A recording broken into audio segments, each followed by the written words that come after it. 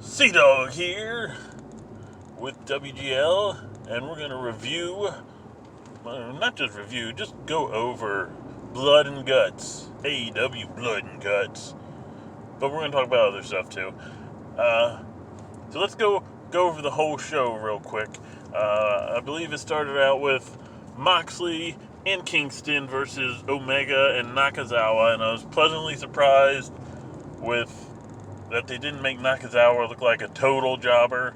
They gave him some stuff, not a lot, and in the end, Moxley and Kingston won, which I would expect they would against Omega and Nakazawa because of Nakazawa, which made me want, when they announced that match, I really wanted to see someone else partner with Omega other than Nakazawa.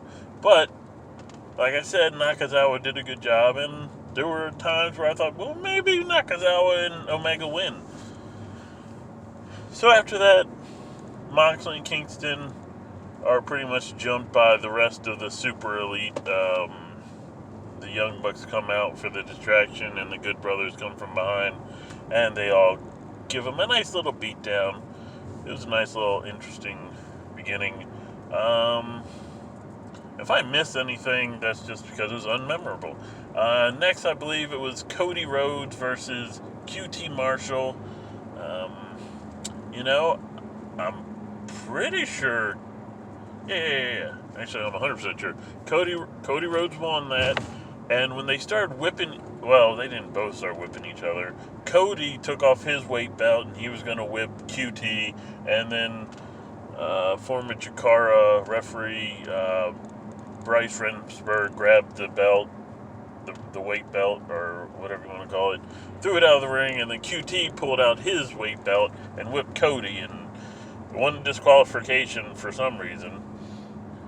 And then they kept wrestling, and at one point, QT smacked or hit or pushed Arn Anderson, and then Arn Anderson attacked him back, pressing his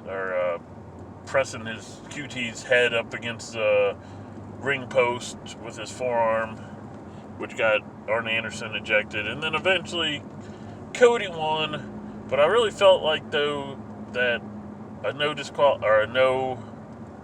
decision or a QT dirty win or something like that would have been a good setup for maybe like a strap match, or maybe a match where the weight belts were legal and they could use it on each other at double or nothing.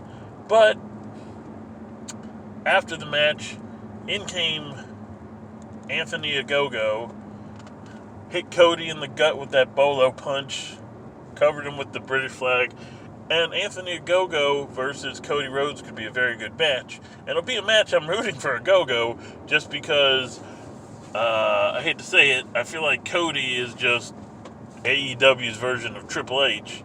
Buries a lot of guys, and then may give some guy the rub, like Darby Allin.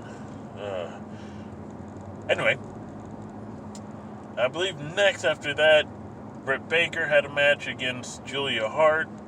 Still trying to figure out if Julia Hart is related to the Harts. I believe she's from Calgary, Alberta, Canada, Jim Ross said. Of course, I should know that when they announce her, but I didn't hear that. Maybe I just missed it. And that was, I don't even remember Julia Hart getting off any offense. And it annoyed me, and Britt Baker's arrogance and laughing and smiling during the match annoyed me. And then I realized she's doing a good job as a heel, because I do not want to see her win the AEW championship. Not because of like a marks, like, oh no, she'd be terrible as a champion, but legit, oh god, don't let that heel be the champion. Come on, Sheeta, like wrestling should be, where you get lost in it and you root for the face for the right reasons and not just, whatever.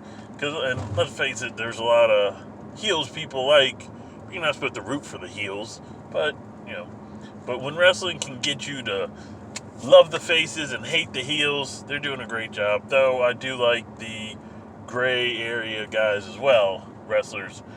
But yeah, so with the squash match, they definitely got me rooting against Britt Baker at Double or Nothing against Sheeta, which would have happened anyway. But it went from expecting Britt Baker to win to hoping she doesn't win because boo Britt Baker, but in a good way. In a way that she should be booed. Not like the John Cena, oh, she sucks as a wrestler, she shouldn't be on the show booed, but she's a heel, I'm booing her because she rubs me the wrong way kind of way. And on a side note, Rebel is still incredibly hot. Hi, Rebel. It's not Reba, it's Rebel. Anywho,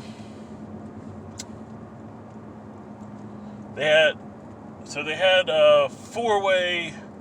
I thought it was supposed to be a four-way elimination tag team match for number one contendership of the AEW tag titles, even though Kazarian and Daniels had been undefeated since September as a tag team, and you would think as a booker, promoter, whatever, K-Fab-wise, you have a team who says if we lose, or the next time we lose, we quit as a team. So you wouldn't expect them, hey, let's put them in a situation where they only have a quarter chance of winning. Their whole not almost a year, but more than half a year's undefeated streak is just thrown in the toilet because they lost a four-way. Especially after promo last week, where they said, we're waiting for you to sign the dotted line to face them. For the Young Bucks to face Kazarian and Daniels. So, what sucked about that match, I figured Daniels and Kazarian were going to win. Daniel and Kazarian won, and I felt like it was a waste of time. It was an alright match, but it felt like it was a waste of time. Though I do always love to see Max Caster come out and do his little short raps on who he's facing. Especially when he can make it topical and touch on people I don't like. Outside the wrestling biz, I mean. Anyway. Then before that, we had an announcement for who will face Kenny Omega at Double or Nothing. And that, since Adam Page lost against Brian Cage last week, the current 1 and 2 went from Adam Page to somebody, probably one of the two guys in this number one contendership match that'll happen next week, Pac, however you want to say it, and Orange Cassidy. So those two will be in a number one contendership match next week. And when they announced that, Orange Cassidy came out and Kenny Omega pretty much pooped on him and pretty much acted like he wanted the Pac match and not the Orange Cassidy match, which is kind of weird because if you told me I had to fight either Orange Cassidy or Pac, I'd like, give me Orange Cassidy. Pac is a dangerous dude. So it's going to be hard for me to, I'll tell you what, AEW likes having guys, underdogs, win. Sometimes they do a good job of it, sometimes they don't. They do it with Darby Allin pretty much every match. Sometimes it's a good job, sometimes it's not. Sometimes, there's nothing I can be mad at. Sometimes I'm like, really?